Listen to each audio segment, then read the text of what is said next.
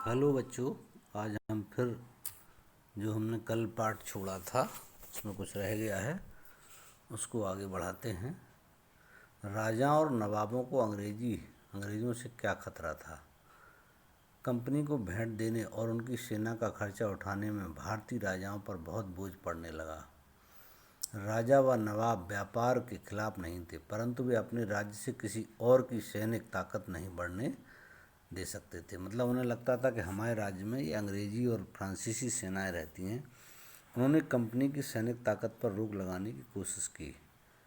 अस्त्र शस्त्र, सैनिक बल व किलेबंदी के सहारे होने वाला व्यापार कोई साधारण व्यापार नहीं रहा। भारत के राजाओं और नवाबों को यह बात बड़ी खतरनाक लगी कि उनके राज्य में किसी दूसरे राज्य के लोग सेनाएं रखें, युद्ध लड़ें, किले बनाएं और अपनी सैनिक शक्ति की धाक जमाएं। वे कंपनी की दूसरी बातों से भी परेशान रहते थे। ब्रिटिश ईस्ट इंडिया कंपनी का भारत के राजाओं के राज्य से फ़ायदा उठाना। अगला जो हमारा हेडिंग है, कंपनी के कर्मचारी अपना निजी व्यापार भी कर रहे थे। माने वे खुद का व्यापार कर लेते थे कर्मचारी उसके, वे अपने माल को कंपनी का माल बताकर देते थे और कर नहीं चुकाते थे। इस तरह कंपनी तो धनवान हो रही थी, उसके कर्मचारी व अफसर भी निजी रूप से मालामाल होकर भारत से लौटते थे। कई भारतीय व्यापारी व सेठ थे जो कंपनी के व्यापार में मदद करते थे। वे भी अपने माल को का कंपनी का माल बताकर कर देने से बच जाते थे। कंपनी की आड़ में राज्यों में लूटपाट धोखाधड़ी हो रही थी। कंपनी कारीगरों से जोर जबरदस्ती से बहुत कम कीमत पर माल खरीदने की कोशिश करती थी। तो इस तरह हम देखें कि किस प्रकार जो विदेशी कंपनियां थीं वो भारतीय राजाओं को बेवकूफ़ बना रही थीं। जो इलाके कंपनी को भेंट में मिले थे उनके किसानों से भी हद से ज़्यादा लगान वसूल करने की कोशिश करती रहती थी। जब राजा इन बातों का विरोध करते तो अंग्रेज उनसे लड़ पड़ते थे।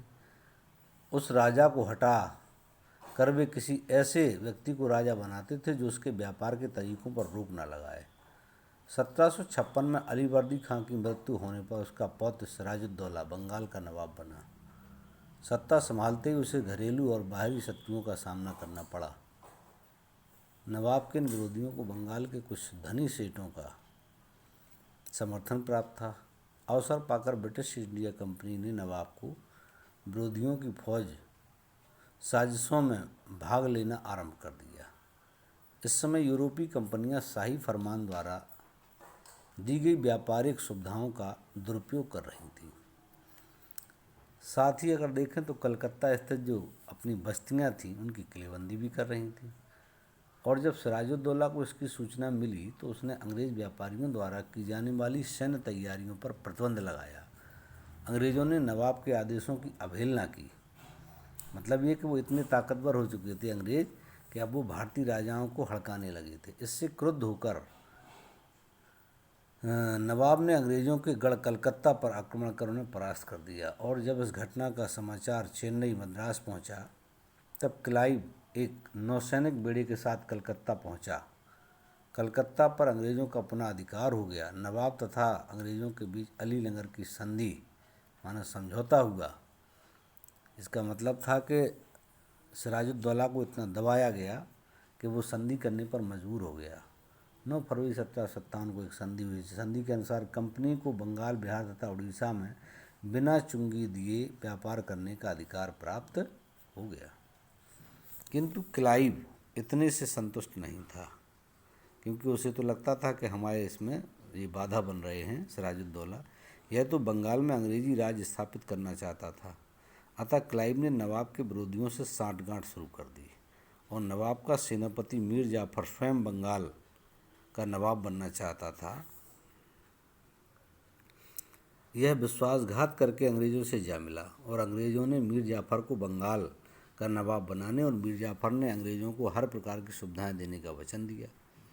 इस षड्यंत्र में और लोग भी शामिल थे, जिनमें है राय दुर्लभ, जगत सेठ, अमीर चंद नामक व्यापारी भी व्यापारिक लाभ के लिए शामिल थे।